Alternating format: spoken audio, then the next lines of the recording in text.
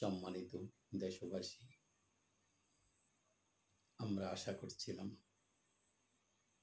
একটা ফ্যাসিস্ট সরকারের পর যে অন্তর্বর্তীকালীন একটি সরকার গঠন করা হয়েছিল, এই সরকারের অ্যাক্টিভিটিসের কারণে, সরকারের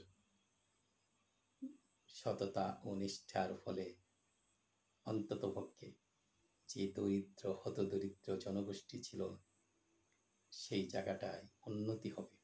কিন্তু দেখা গেল এই 10 মাসে দরিদ্রের সংখ্যা 27 লক্ষে উন্নীত হয়েছে।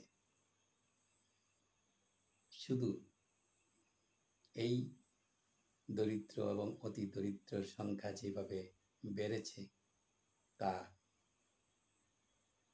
দেশ এবং জাতির জন্য লজ্জার কারণ, হতাশার কারণ।